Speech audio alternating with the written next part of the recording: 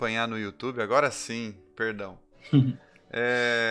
Como a gente tem conversado, esse programa ele não é feito para debates teológicos, né? Nem para fazermos estudos a respeito das Escrituras. Esse é um programa, de fato, para a gente falar das coisas do coração, aquilo que mexe com a gente, aquilo que tem a ver com o nosso cotidiano, as coisas que nos fazem mergulhar naquilo que os salmistas experimentaram quando eles viviam a experiência da raiva, da indignação, da tristeza, da mudança de ânimo, dos momentos também de depressão, dos momentos de angústia. Isso que acontece com a nossa vida, eu acho que, sei lá, às vezes eu tenho a impressão de que as pessoas acreditam que ser um ente do Evangelho, ser um ente do amor de Deus, as isenta de dores, de angústias, de mudanças, de aprendizados e parece que a gente acaba acreditando que a família de uma pessoa que é discípula de Jesus é aquela família margarina, ninguém sofre com nada, ninguém tem problema de nada, os problemas financeiros sempre estão na casa do vizinho, nunca na casa dessas pessoas. E esse programa é para a gente abrir o coração, para desnudar a alma, para falar das coisas que mostram o quanto nós somos seres humanos reais, necessitados de graça todos os dias, pecadores, que passam por processos de transformação constante e que precisam todos os dias dizer sim ao amor de Deus, que não estão isentos das tentações, das crises, dos problemas cotidianos. Então, eu queria, Paulo, começar perguntando para você. Primeiro, queria que você lembrasse aí como é que a gente se conheceu, como é que você teve contato com o blog Caminhante Aprendiz, ou com o que eu compartilho, que eu também estou curioso para tentar lembrar a respeito disso também. E depois, fique à vontade para compartilhar aí o que você desejou trazer para nós aí para conversar. Ótimo. Eu conheci você através do Face, né? Eu acompanhei alguns testemunhos, algumas pregações e vi que você estudava bem a Bíblia, acompanhei também processos que eu via que você colocava umas músicas legais, você gosta de música como eu gosto, e nisso eu vi que você acompanhava muito Caio, Brega, e eu acabei indo te seguindo, né? E aí foi através disso que eu conheci você pelo Caminhante Aprendiz, recebia os seus e-mails diariamente, lia suas postagens pelo e-mail, porque é automático, né? Vim pelo Sim. e-mail. E acompanhei muito a trajetória da sua vida, da sua família, e sempre acompanhando perante ao Brega, o Caio, né? Uhum. E aí eu comecei a te seguir. E foi isso, porque eu tô aqui em São Paulo, você tá em Presidente, né? E a gente se conheceu mesmo pelo Face, pelo YouTube, acompanhei você bastante nesse tempo aí. E foi assim, algumas vezes eu cheguei a falar contigo pelo WhatsApp até, e você tinha umas mensagens que a gente conseguia se identificar, Uhum. e foi assim que eu te conheci. Ah, legal, legal. Eu falo isso, viu, Paulo, porque eu Uhum. adiciono muitas pessoas no meu celular e às vezes Sim. eu adiciono o nome das pessoas com alguma coisa na Ah, frente que me faz lembrar delas. Então, por exemplo, tem lá no meu ah, celular Simone interessada nas reuniões. Tem um nome assim. Ou então tem. João com problemas de depressão, por exemplo. Até rimou, É, mas não foi de propósito. Então, assim, certo. é só um link para eu lembrar de onde eu conheço a Aham, pessoa, como é que foi feito o contato. E no meu celular aham, tem o seu celular lá, tá escrito aham. Paul de Osasco, São Paulo. Eu talvez até Isso. tenha adicionado recentemente e tal, e por isso que eu fiquei curioso, falei, onde é que a gente se conhece mesmo e tal. Mas legal, Uhum. legal você falar que foi a partir do blog também, e que isso já faz quanto tempo que você conhece as coisas que eu compartilho, assim, mais ou menos? Uns, Você lembra? uns 2 anos já, Uns 2 anos, Rodrigo. né? Ah, legal, 2. legal.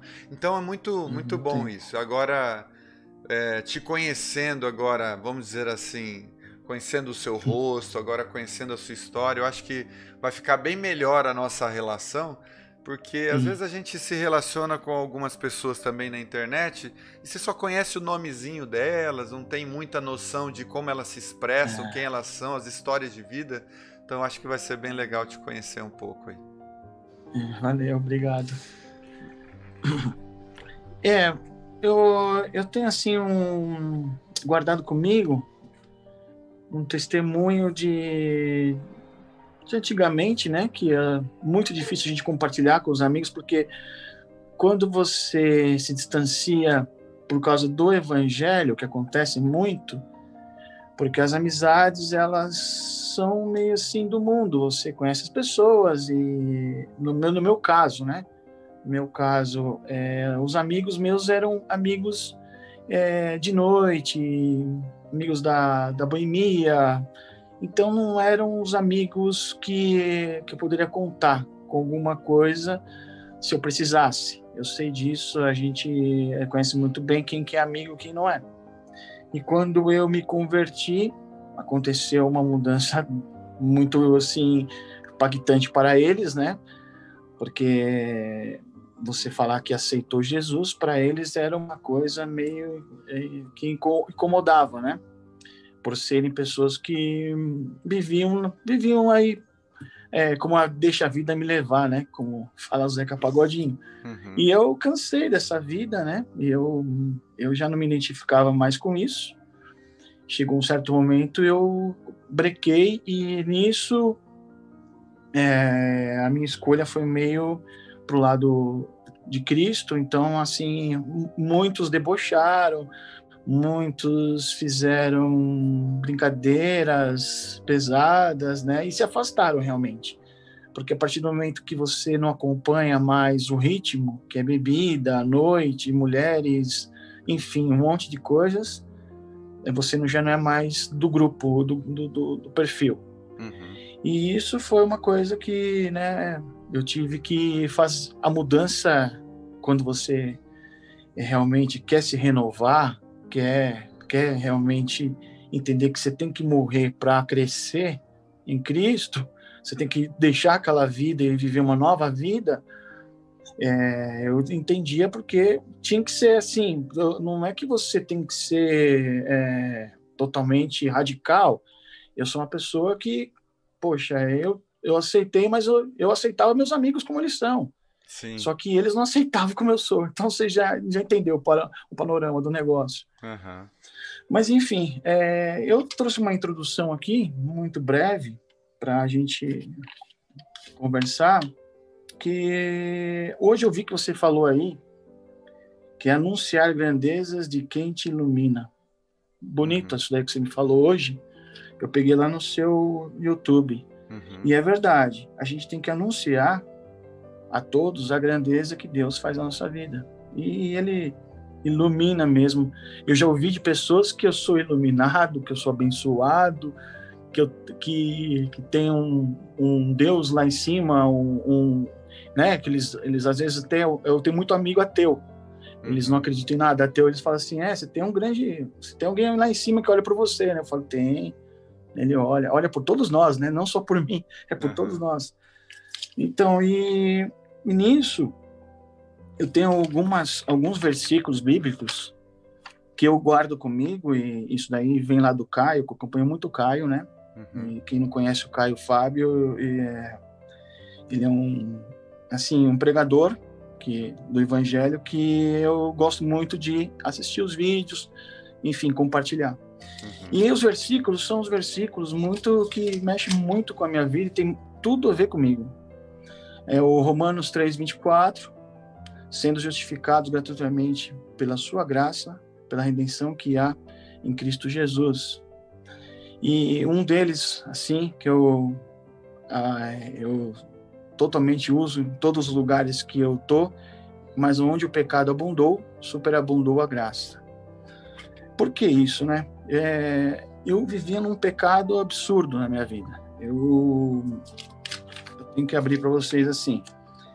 Na trajetória da minha vida, eu não era feliz, então eu vivia em traição.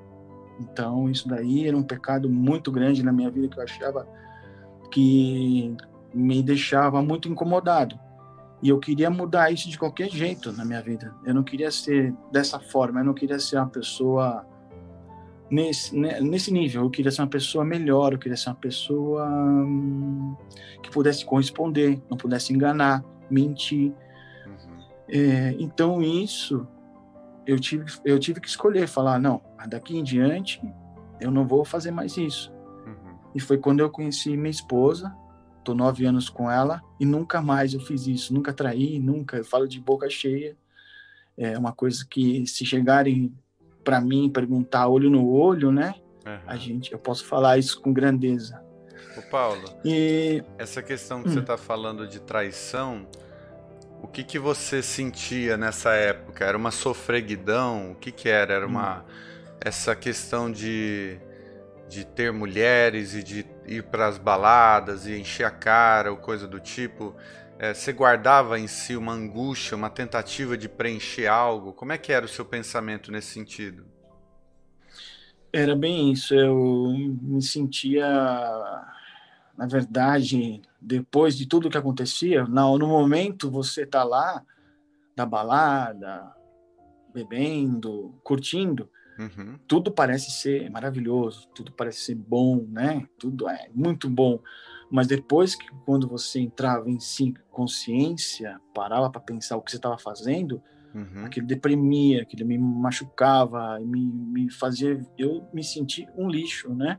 De pessoa que realmente, para quem tem esse tipo de sentimento, que tem um sentimento, você sabendo que a pessoa está sendo magoada e você está sendo propriamente magoado, porque você não está sendo verdadeiro, aquilo me machucava e eu sabia que machucava outra pessoa.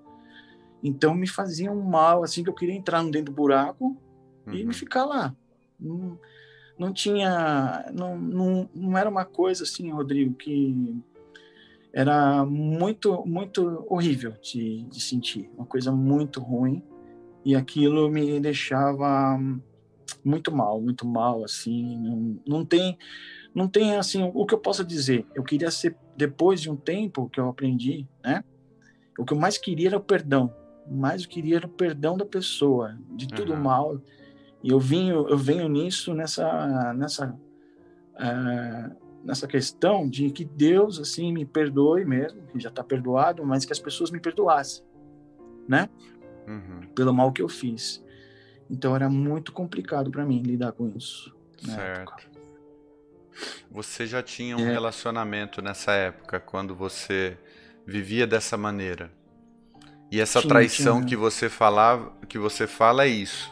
Você tinha um compromisso com ela, mas ao mesmo tempo sentia esse vazio e você se sentia preso a esses desejos, a essas vontades, porque não sei se acontece isso com você, mas comigo já aconteceu muito disso, de você se sentir preso.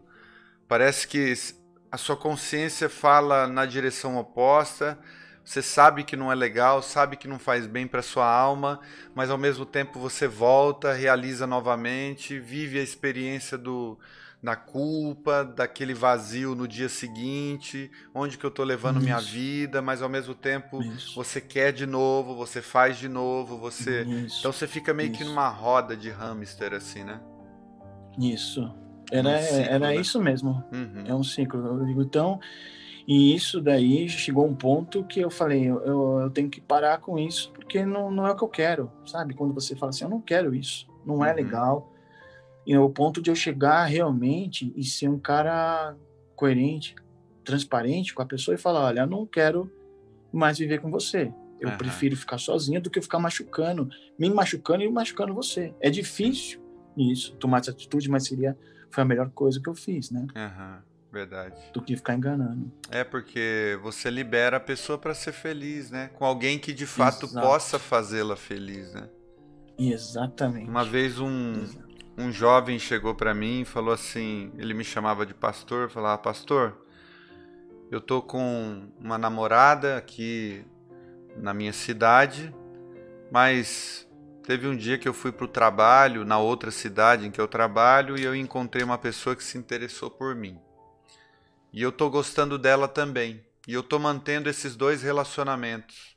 um relacionamento lá na minha cidade, um relacionamento nessa outra cidade vizinha, e eu não sei o que que eu faço.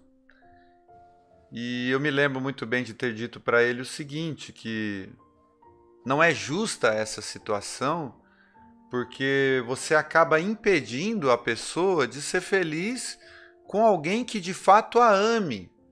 Porque o que acontece muito com a gente é, às vezes você está comprometido em um relacionamento, mas porque você sabe que tem pessoas que gostam de você, são pessoas que, se você der chance, elas se aproximam.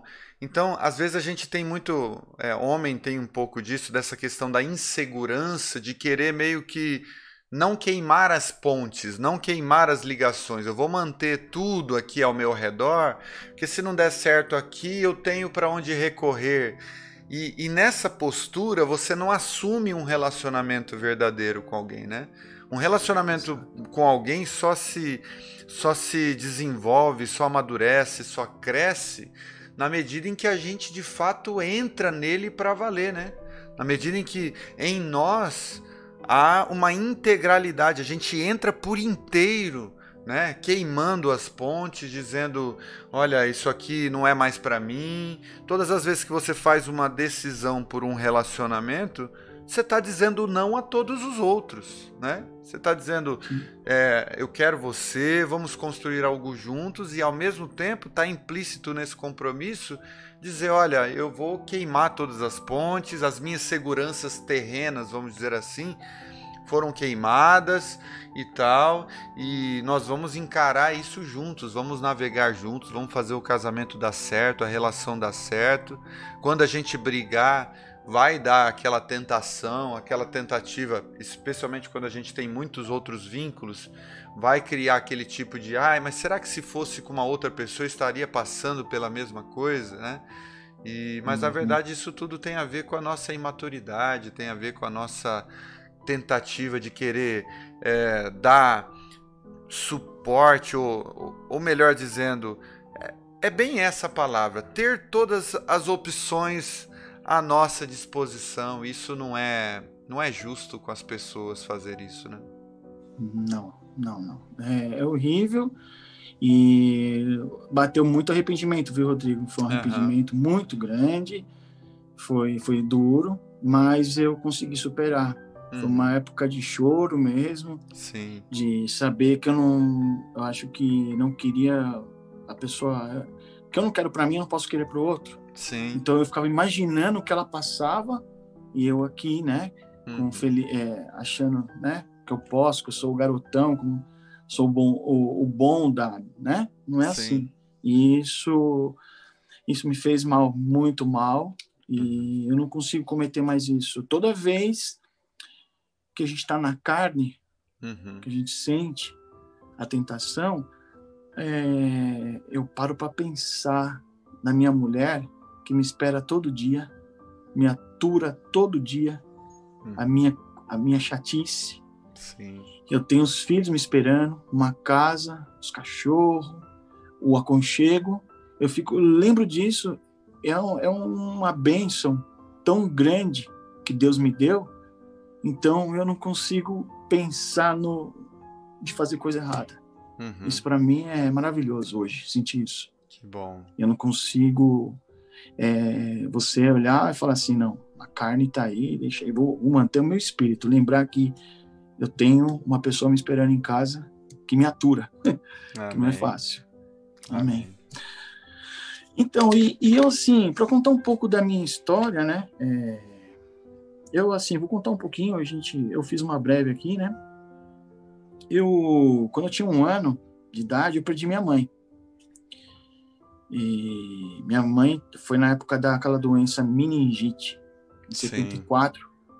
Foi uma época em 74 que teve muito surto da doença, ela faleceu.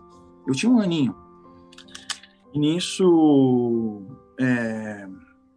eu fiquei com meu pai, né? Meu pai, ele vivia meio atribulado, ele não tinha religião, não tinha nada, né? Meu pai, ele era livreiro. Eu fui também, eu sou vendedor, então, né? Eu venho assim do tempo dele também, fui vendedor de livros, muitos livros, trabalhei com muitos livros best-sellers, trabalhei com 400 editoras, Olha. trabalhei numa grande distribuidora, foi uma das maiores que teve distribuidoras do Brasil, eu era representante lá deles, vendedor deles. E, lembrando um pouco aqui, meu pai, ele depois foi taxista, tudo, né? E ele, nessa época que meu pai ficou sozinho, ele tinha uma loja, tudo, e tomou um golpe do irmão, né? E acabou ficando meio abalado com isso, pensou em suicídio. Eu não sabia disso, vim saber há pouco tempo, porque eu tenho 3 irmãs, né? Por parte do meu pai, e não tinha muito contato, e agora estou fazendo contato, depois de 30 anos. Acabei fazendo contato, e meu pai, ele fazia o melhor que podia por mim, né? Sempre fazendo o melhor, assim, do jeito dele, né? E eu acabei morando lá na Coab Itaquera. É um lugar bem periférico, Uhum. na época onde ele podia comprar, né? E fui morar com ele, foi a primeira Coab de São Paulo, Itaquera, né? Fase 1. E lá era muito perigoso. Eu era criança ainda, e ele deixava eu muito sozinho lá. Eu era jovem, né? Tinha uns 13, 14 anos. Então, nessa fase, minha tia, que é irmã dele, tá com 92 anos, falou, olha, eu vou ficar com o menino, né? Falava menino, o Paulinho, sou eu, Paulinho, né? Eu vou ficar com ele porque é perigoso, ele pode acontecer alguma coisa com ele, né? E a gente não quer. Eu quero ser tutora dele, quero ficar com ele, criar ele. Aí meu pai, muito difícil e tal, né, naquela época, mas acabou deixando porque ele não tinha como cuidar de mim. Ele vivia viajando, táxi, tudo. Ele não parava muito em emprego, tava meio, né? E meu pai sempre gostou de uma cerveja, né? Então, ele era, naquele tempo da cerveja, eu até lembro, quando eu ia, às vezes acompanhava, ele me levava nos bares, né? Ele pedia uma meia cerveja antártica, aquela cerveja pequena. Então, e eu gravo isso até hoje, né? Então, assim, a gente sabe que ele gostava de uma cervejinha dele, né? Uhum. E meu pai, ele, por mais ser essa pessoa assim, ele era muito bom de coração, muito bom de coração. Tinha amigo em todo que é lugar, ele fazia amizade com todo mundo. Para ele estava tudo bom, tá tudo bem. Então, assim, e o que acontece? Ele acabou financiando esse apartamento, ele falou que ia deixar para mim, mas ele acabou falecendo, não deu tempo, enfim, aconteceu outras coisas, né? E a minha tia, ela tá com 92 anos, né? E ela me criou bem, assim, ela me criou muito bem, me deu uma boa educação. Nesse tempo aí eu comecei a conhecer a vida, o mundo, né? Eu comecei a trabalhar com 15 anos. Meu primeiro emprego foi na TV Record, como office boy da Record, Uhum. e depois auxiliar de escritório, né? Na época era isso, office boy e auxiliar de escritório, com 15 Uhum. anos. Depois eu fui para vendas, né? Aí comecei longa data em vendas, tudo, né? E eu comecei a ser um menino meio assim, pegar carona. O pessoal falava, vamos para lá, vamos para cá, vamos curtir, né? E era isso, a vida era essa curtição. E, e nisso, agora até aqui coloquei, eu fiz um resumo aqui, né, para não me perder. E meu pai, quando eu faleceu, né, eu tinha 14 anos, meu pai faleceu, um acidente de trabalho, e eu acabei sendo pai cedo. Com 20 anos, eu conheci uma moça, primeiro casamento meu, não durou muito, eu tive uma filha, que hoje está com 25 anos, né? Mas tá tudo bem, graças a Deus, né? Vive com a mãe.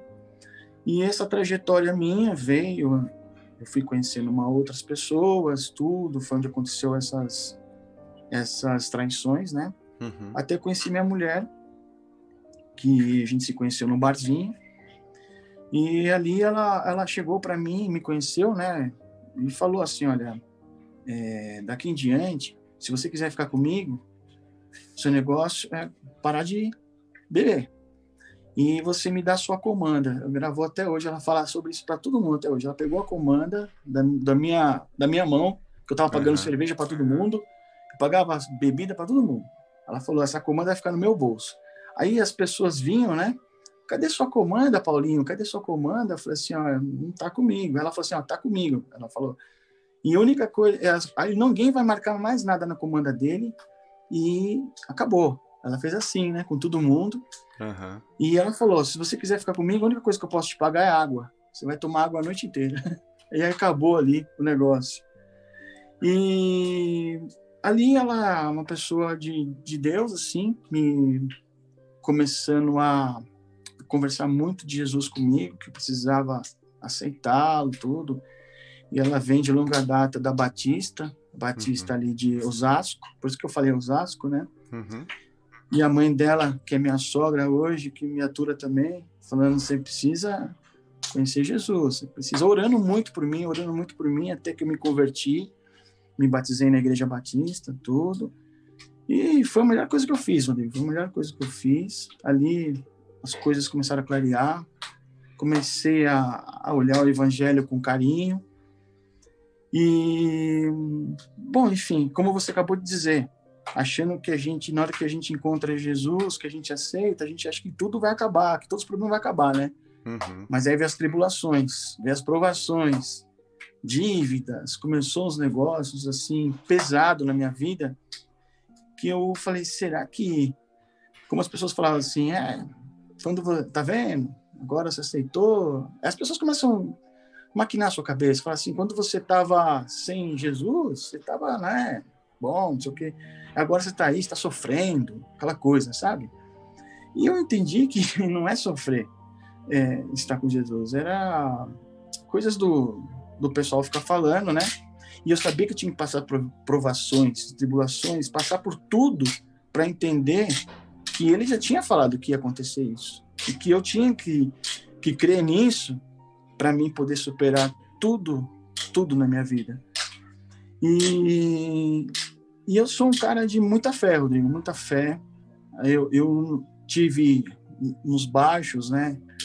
Nessa época, comecei a minha cabeça a falar assim, poxa vida, é bem pesado, né? A gente tá com Cristo, a gente tem que mesmo largar tudo, abrir mão de muita coisa, né? Mas para mim foi a melhor coisa que eu fiz. Foi a melhor coisa que eu fiz.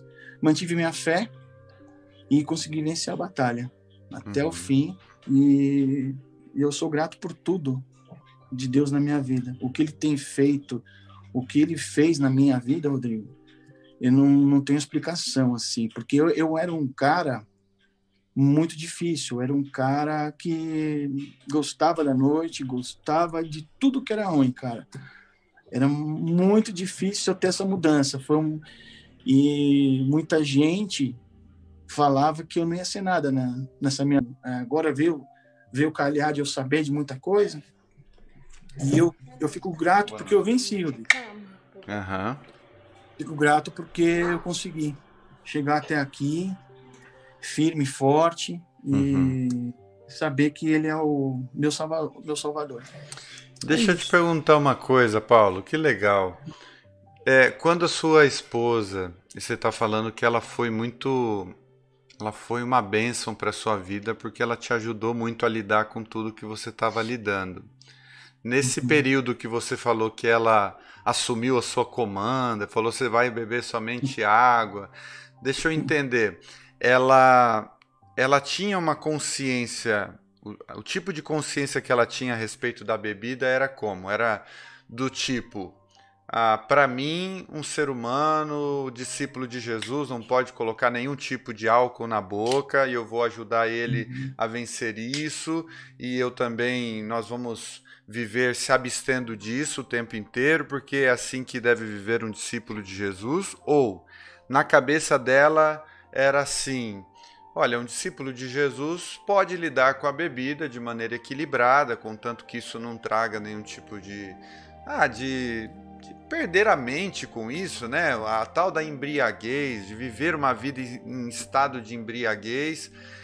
como eu sei que isso é um gatilho mental para a vida do Paulo, de tudo que ele já viveu, de tudo que ele já experimentou, e isso é um link para a vida antiga do Paulo, é aí que eu quero então entrar para tentar ajudar ele a manter a consciência, manter a sanidade. Qual é o tipo de mente que ela tinha nessa relação, né? Na relação com a bebida alcoólica? E como é que você. Se isso, e a minha pergunta é se isso foi um dos pontos fundamentais para você também ir fazendo essa virada de jogo assim para uma nova vida. O ponto crucial foi de ela ver que as pessoas se aproveitavam de mim. Porque Uhum, eu com a comanda na mão, o pessoal pegando, gastando meu dinheiro, sabendo que é suado, né? Que ela viu. As sim. pessoas aproveitando da situação. Eu alegre aquela situação, ela achou assim, poxa, eu não vou deixar esse pessoal fazer ele de bobo, né? Uhum, Porque quando a gente está nessa situação da noite, todo mundo é amigo, todo mundo é querido, todo mundo é legal e, sabe, é complicado. Espera um pouquinho só. uhum, E então, ela não queria mesmo assim falar assim, não, você vai viver comigo, você tem que parar com tudo. aham, Você pode curtir, a gente saía, tudo, mas olha, com moderação, né? uhum, Sabendo que não fica até feio, né, Rodrigo? sim. Você ficar daquele jeito e todo mundo abusando de você. Se você está em sã consciência, tomou socialmente, você vai ficar tranquilo, não vai fazer besteira, não vai fazer palhaçada, né? Uhum, Dar show, né? Como falam. sim. Então, ela falou, vamos beber uma cerveja junto, vamos beber um vinho junto, mas tudo com moderação, né? Que aí fica bonito, fica bacana, né? Sim, sim. E foi isso que ela quis me ajudar muito, porque eu realmente estava numa posição alcoólica já. Eu estava vindo bebendo toda semana, mesmo que eu fazia academia, tudo, Uhum, mas eu tinha um pouco, eu saí um pouco do ritmo, né? E não era muito bom isso para mim. Já estava me afetando um pouco a cabeça. E eu achei assim que foi fundamental porque eu precisava conhecer uma pessoa que realmente ia junto, estruturasse assim, falasse assim, não, vamos, né? Vamos fazer junto. E isso criou assim, logo de cara, eu falava, vamos, como você acabou de falar, vamos viver junto, vamos construir algo junto, uma família, uma casa, comprar uma casa, vamos morar junto. E ela topou na hora. Foi uhum. aonde que ali me ajudou. Falei, poxa, agora encontrei alguém, né, que quer mesmo, né, ter Que uma família. legal. É legal, É, Paulo, você falar isso porque você encontrou alguém uhum, que trouxe equilíbrio para o seu ser, né? É muito foi. legal isso, porque os tipos de relacionamento que a gente tem na vida, às vezes, determinam a direção do nosso caminho. Eu não estou dizendo, obviamente, que não seja possível você ter amigos meio translocados e de alguma forma você ser o ponto de equilíbrio ali, né? Mas o fato é que quando a gente se vê nessa condição de vulneráveis, de uma pessoa que está completamente à mercê dos ventos, à mercê da vida, você não assumiu o protagonismo da sua existência, ou seja, o que te chamarem você topa, né? Ainda mais quando envolve a questão do alcoolismo, o alcoolismo ele vai te liberando para tudo que você teria vergonha de fazer, né? E aquilo vai te liberando, aquilo vai te ajudando a ultrapassar certos limites sem nenhum tipo de dor na consciência, né? De maneira que realmente, como você falou, você passa a fazer coisas vergonhosas. Então, é, é legal essa coisa de você encontrar alguém que não é que a pessoa é 100% madura, porque todos nós temos áreas para a gente amadurecer e com certeza você deve conhecer áreas da sua esposa que ela precisa amadurecer também. Mas é legal encontrar pessoas que falam assim, ó, se você quer ficar comigo, aquele excesso lá a gente vai ter que tratar desse negócio, a gente vai ter que lutar junto contra esse negócio. Sabe? Nós vamos ter, isso daí vai ter que mudar de configuração, né? E o mais interessante que você falou é essa coisa de ela dizer assim: eu vou com você, eu vou tomar com você, eu vou celebrar a vida com você. Eu vou te ajudar a perceber que não é preciso ficar excedendo para ser feliz na vida. Isso é muito interessante. É muito interessante. Eu diria que é uma postura muito melhor do que aquela que diz assim, ó, ou você larga isso ou eu largo de você. Né? Porque essa coisa de ou você larga ou eu largo de você é uma coisa muito isentona. Tipo assim, ó, eu tô aqui na minha posição confortável de certa maturidade e você que está enfrentando esses seus problemas aí, resolva-se para a gente poder ficar junto. Mas é legal quando a pessoa diz assim, ó, eu vou com você. Se você realmente quer ficar comigo, nós vamos enfrentar isso junto, nós vamos lutar. E essa é a essência do verdadeiro casamento, né? Se a gente pudesse nomear algo que realmente define um casamento, é você estar disposto a enfrentar tudo com o outro, inclusive os seus maiores monstros, o pior da sua personalidade, do seu caráter. Quer dizer, casamento de verdade não é aquele que a gente vê nos filmes de Hollywood, né? O casamento de verdade é aquele em que você expõe o melhor e o pior de si para o outro, né? E o outro, de alguma forma inexplicável, por amor a você, continua querendo o seu bem, continua querendo lutar com você, né? Então isso é fantástico. Eu acho que você deve valorizar bastante a sua esposa por isso. Ela deve ser um ponto de apoio para você. É verdade, muito, muito. Que legal. Ela mandou um WhatsApp aqui que ela queria participar, né? Ela estava fora. Estava ouvindo. Ah. Pedi para minha amiga me mandar. Então a amiga mandou, tá ouvindo. Que legal. Ouvindo. Como que é o nome dela? Milena, o Paulo, e é o nome da sua filhinha? Maria Luísa, e tem o Luiz Eduardo. Olha, Maria Luísa e o Luiz Eduardo. Que legal. Olá, tudo bem? Prazer em conhecê-la. Prazer meu. O Paulo está contando aqui as histórias e as viradas da vida. É muito bom conhecer a história de vocês. Que bom. Obrigada. Obrigado. Que coisa boa. E Paulo, é bem isso que acontece com a gente, né? Tem fases da nossa vida que a gente precisa dessa transformação, né? Dessa virada. E você estava associando isso, obviamente, àquilo que a sua esposa proporcionou para você como ser humano, como relação humana, e você também estava associando a uma mudança de mente que aconteceu em relação à sua adesão àquilo que você chamou de aceitar a Jesus e que seria, de fato, em acomodar a verdade do Evangelho no coração e praticar esse fluxo em que você, às vezes, até já tinha ouvido a respeito de Jesus, o ensino de Jesus, mas de uma forma inexplicável, de repente, esse Jesus das páginas do livro passa a ser aquele que muda o seu coração, que passa a ser o seu Senhor, a sua referência máxima. Como é que foi esse processo de você realmente ter essa experiência com Deus mesmo?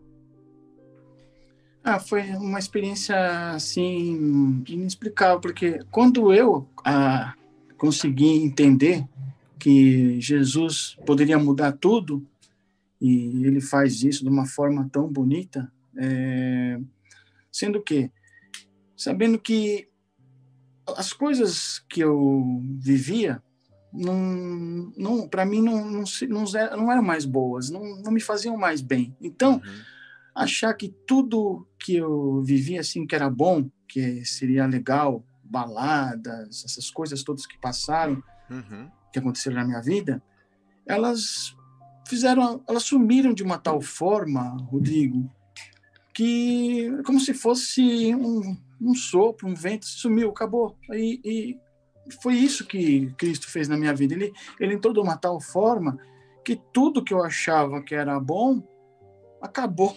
Então, por isso que eu falo, a mudança, quando você aceita, que você acredita, que você vê que ele pode fazer, é uma coisa assim, inexplicável, porque é tão carinhoso, tão bondoso, né? Ele com a gente, que ele me pegou de uma forma, Rodrigo, ele pegou, eu falo para você assim, é como ele vai buscar o pior, né? Ele vai buscar aquele que todo mundo né, fala, poxa, ele vai buscar aquele. E quando ele pega aquele, ele faz umas coisas assim que só vivenciando. E eu vivenciei isso. Vou falar para você. Legal, Paulo. Você sabe, terça-feira passada, antes de ontem, a gente estava reunido também numa conversa como essa no Zoom, mas sem transmissão e mais particular, vamos dizer assim. E a gente estava falando justamente disso, né? A gente estava lendo Mateus capítulo 10, quando Jesus chama os seus discípulos e eu comecei a falar para os queridos que estavam juntos naquela reunião que Jesus escolheu as pessoas que não tinham nenhum pedigree para serem seus discípulos, né? E ele estava cercado de gente conhecedora da Torá, ele estava cercado de gente que sabia pregar com veemência, ele estava cercado de pessoas influenciadoras, estava cercado de pessoas com muitas capacidades, e Jesus escolhe o pescador, ele escolhe o publicano, ele escolhe o cara que não tem muito crédito na sociedade, o cara que não fala bem, o cara que é meio analfabeto. Ele escolhe esse pessoal, e é muito interessante quando você lê lá os 12 apóstolos. Então tem um cara que é mentiroso e traidor, que é o Judas.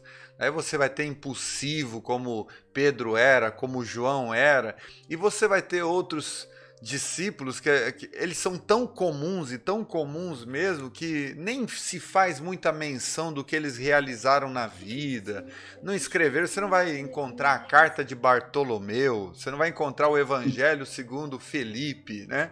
Então, para mostrar que Jesus olhava as pessoas de outra perspectiva, né?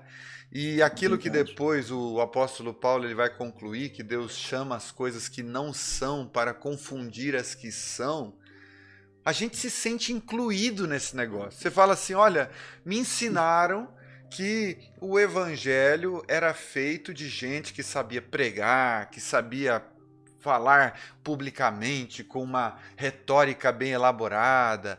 Eu pensava que o evangelho era para gente culta, intelectual.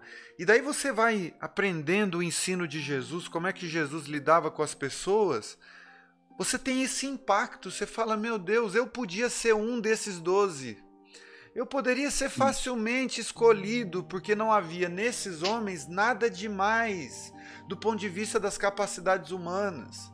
O melhorzinho dentre eles que foi escolhido foi depois, foi o apóstolo Paulo. Daí esse sim a gente pode dizer que tinha formação acadêmica, tinha capacidade, tanto que ele que foi o que mais escreveu coisas e elaborou realidades para pregar o evangelho aos gentios e tal, né? Mas a grande maioria deles eram pessoas assim como a gente, é o pedreiro, é o pintor, é o faxineiro, é a pessoa simples da vida, né? E isso dá um estímulo para a gente, porque você fala assim, então se o evangelho não é para os intelectuais, não é para os que possuem títulos e reconhecimentos humanos, o evangelho é para quem quer. O evangelho é para quem se abre, para quem é receptivo. O evangelho não conhece essas fronteiras humanas. O evangelho não encontra barreira do ponto de vista externo. Ele não fica escolhendo pessoas a partir de sua condição externa, do seu status quo, da sua condição financeira. O evangelho só quer encontrar corações que se abrem e dizem sim a Deus, né? Pessoas que de fato dizem sim, eu quero andar nesse mesmo caminho. Daí não importa se é uma Maria Madalena, se é um Felipe, se é um impulsivo chamado Pedro, se é um cara vingativo chamado João. Contanto que você tenha aberto o coração, as coisas vão acontecendo. Isso que você falou é lindo, porque a primeira coisa que você citou sobre essa questão da sua experiência com Jesus foi essa mudança de paradigma. O que eu achava que era bom, eu não acho mais. E aquilo que eu não achava que fosse uma vantagem, que fosse bom e útil, agora você vai passar a encontrar valor nessas coisas. Quer dizer, os seus olhos passam a brilhar para um novo tesouro. E aquilo que as pessoas chamam de tesouro passa a ser para você como nada, né? Porque se sentar o presidente da República diante de você, esse título nada fala ao coração de alguém que foi alcançado pelo Evangelho, porque você sabe que são seres humanos, pó, igualmente, e que a única coisa que muda é a popularidade, é o status quo, é o quanto a pessoa é vista nas mídias sociais e comentada. Mas do ponto de vista daquilo que realmente importa, você pode conversar com um pedinte, um mendigo que não tem teto, não tem casa, e você lida com ele com a preciosidade que ele é, um ser humano. E você lida com alguém que tem todas as glórias humanas e você diz, é um ser humano. Então o seu olhar passa a ser um olhar sem fronteiras, né? Porque mudou o paradigma, mudou o olhar, mudou a sua condição de mente. Isso é a melhor coisa que pode acontecer com a gente, é essa mudança de olhar. E isso, em certo sentido, acontece em um boom, em uma explosão inicial, mas com certeza as coisas mais profundas do nosso coração vão se modificando com o tempo, na medida em que a gente vai se expondo ao ensino de Jesus, e você vai julgando o próprio coração e vai dizendo, essa vingança vai ter que sair daí. Jesus não deu espaço para vingança no seu ensino, naquilo que ele demonstrou. Uma hora eu vou ter que lidar com essa mágoa, com essa angústia do coração. Olha, aquele cara que eu não perdoei, uma hora eu vou ter que lidar com ele de novo, porque Jesus não deu espaço para eu matar esse cara no meu coração. E aí você vai se confrontando com isso e as coisas vão mudando, né? A vida vai ficando mais simples, mais leve. Como você vive hoje, Paulo, nessa condição? É isso mesmo. Eu perdoo todo o tempo. É uma luta, né? Dentro de mim mesmo. E eu assim, converso com Deus o tempo todo para perdoar, me perdoa Ele. E essa constante oração é o dia a dia, porque eu convivo com pessoas que realmente não sei até onde vai ao ponto que tem alguns conflitos. E nisso eu aprendi a lidar. Eu falei, poxa vida, se eu não souber perdoar, se eu não puder falar para ele, por dentro do meu coração, falar, está perdoado, está tudo certo, eu não vou viver bem. E a minha oração diária é essa, que Deus perdoe meus inimigos em primeiro lugar, perdoe, acalme, que dê tranquilidade para eles até conhecerem a Cristo, se não conhecem, né?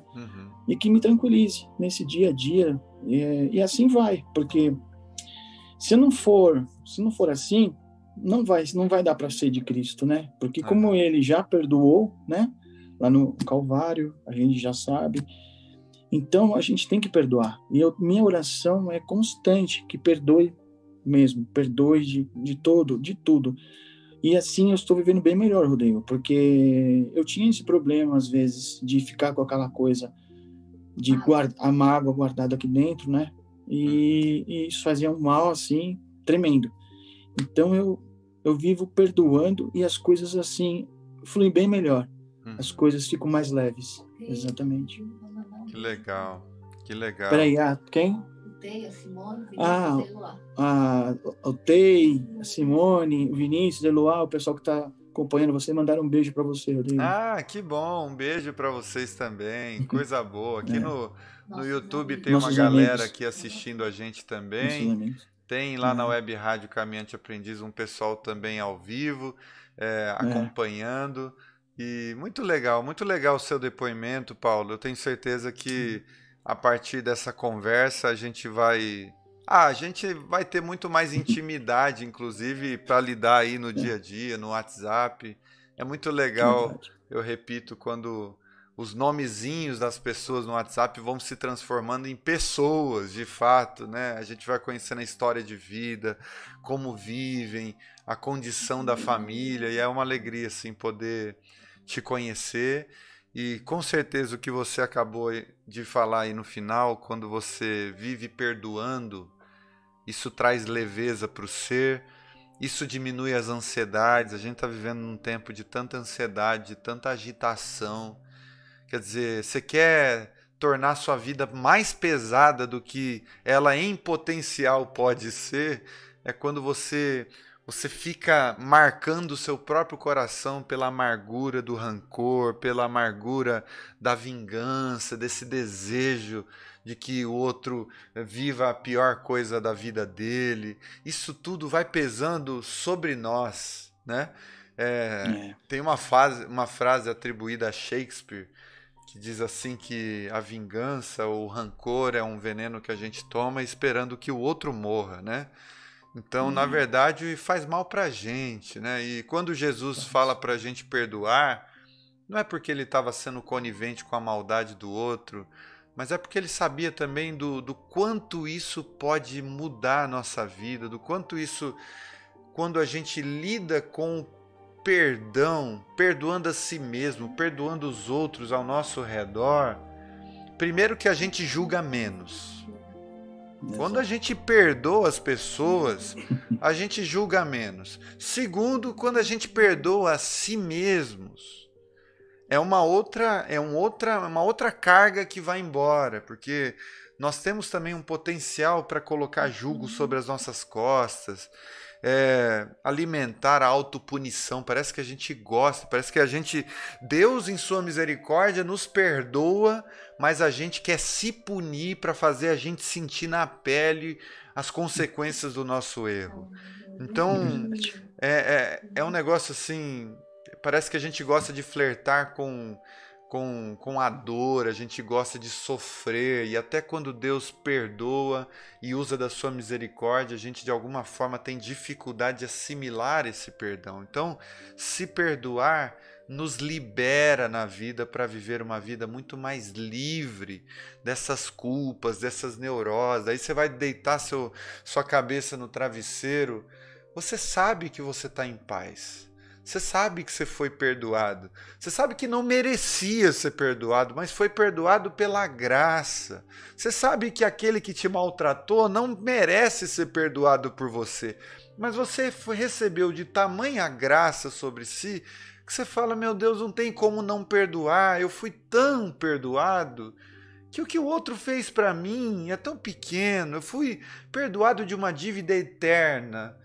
O probleminha, os R$ 500 que o outro me deve não são nada perto dessa dívida eterna que eu fui perdoado. É aquela parábola daquele devedor, né, que foi perdoado pelo rei, foi perdoado pelo seu senhor, não podia pagar aquela dívida, mas encontrou um outro ser humaninho que devia nada, mas foi exigente com ele, você tem que me pagar.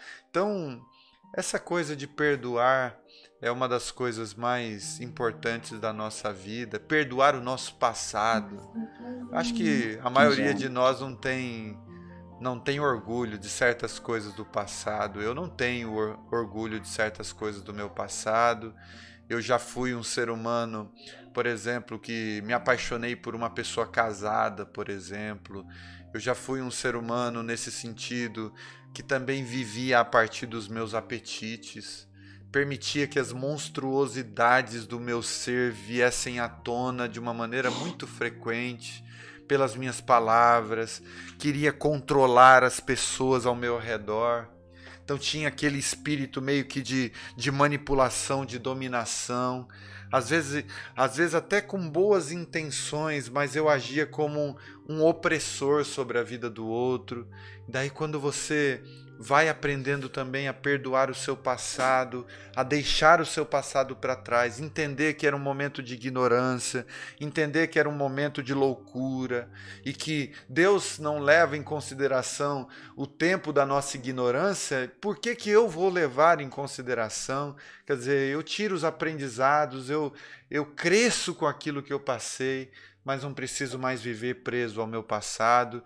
Eu posso até louvar a Deus pela alegria de ver o meu passado no meu retrovisor e de não me sentindo orgulhoso por ele, mas me sentir grato pelo Senhor estar me resgatando todos os dias daquela antiga maneira de viver, Então, se perdoar, perdoar o próprio passado, a própria história, é extremamente importante, né? Porque se a gente não se perdoa, como é que a gente vai perdoar o outro, né? É meio difícil. Exato. Bem difícil. Mas é Muito, isso, meu muito. querido. Que coisa boa, viu? Você quer Ótimo. deixar uma mensagem final aí do seu coração para quem está nos ouvindo? Aí você dá a sua mensagem final, eu oro, a gente ora juntos e se despede. Pode ser assim? Pode. A mensagem final, assim, hoje eu tô totalmente grato de estar aqui com vocês aí, participando dessa live, e tá sendo uma coisa, olha, muito gratificante, Rodrigo, Ah, que legal. porque eu consegui expor tudo isso numa tranquilidade, numa paz, e saber que o que eu transmiti aqui é saber que não tenho, sabe, sem medo, sem nada, assim, uma tranquilidade que só o Senhor Cristo pode fazer. E então eu só, com essa finalização assim, eu só quero agradecer que Ele é tão maravilhoso, Ele é tão maravilhoso, e que todas as pessoas possam conhecer Ele de uma forma mais simples, que é de chegar e falar: Pai, me acolha, me abraça. Ele vai fazer a mudança, vai fazer o carinho necessário, vai dar o amor necessário, né? Uhum. Então, eu termino só com essa gratidão imensa que eu tenho por estar com Ele todos os dias e saber que Amém. vocês todos também estão com Ele. Amém. Tá? Amém. Amém.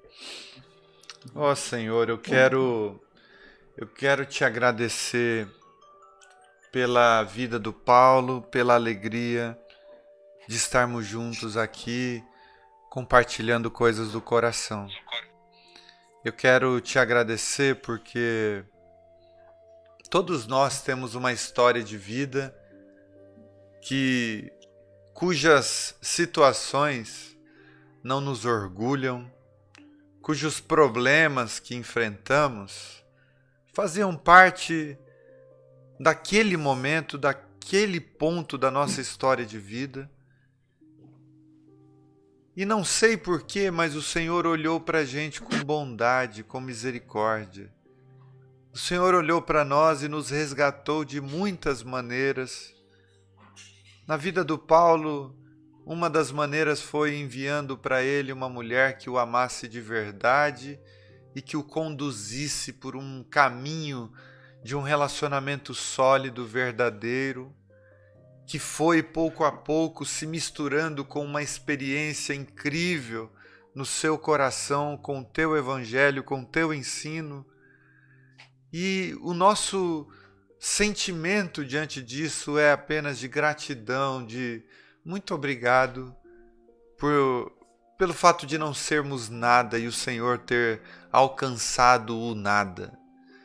Muito obrigado por ter pego esse caos que havia no nosso coração e todos os dias estar dando uma nova vida para a gente, de dentro para fora.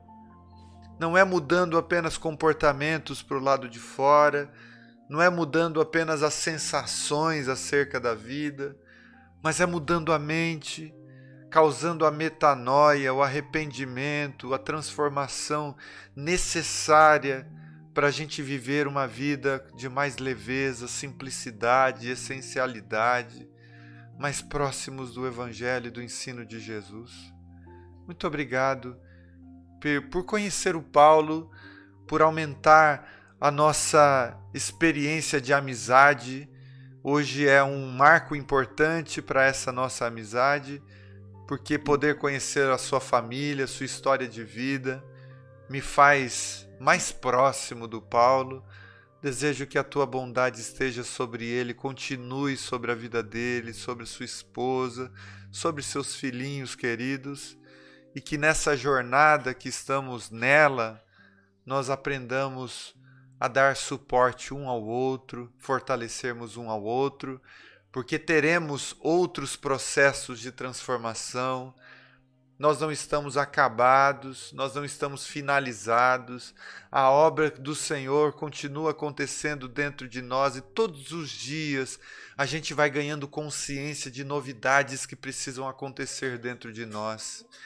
E nós cremos que aquele que começou essa boa obra há de completá-la até o dia de Cristo Jesus. É crendo nisso que nós já te agradecemos, porque sabemos que o Senhor há de completar essa obra em nós.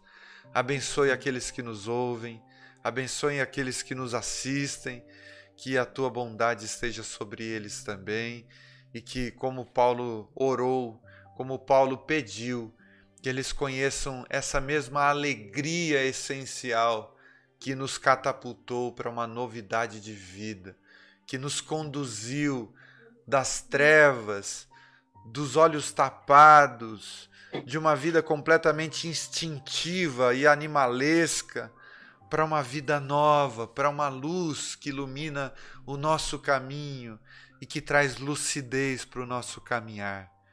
Abençoe a vida desses queridos assim, Senhor.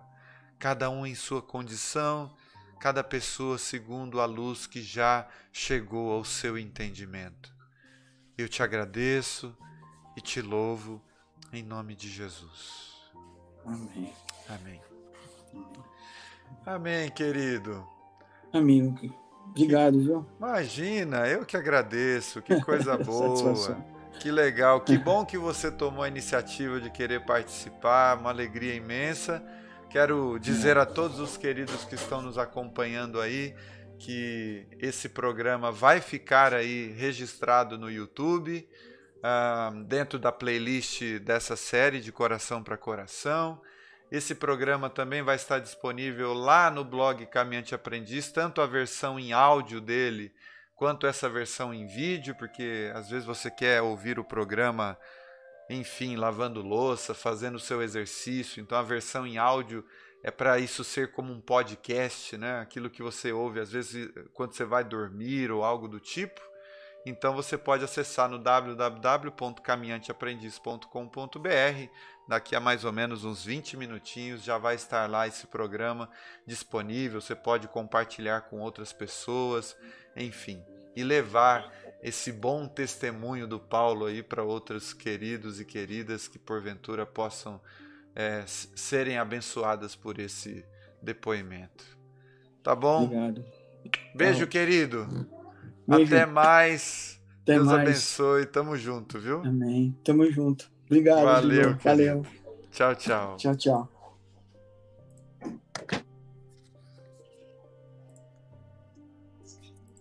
Foi bonito, hein, amor?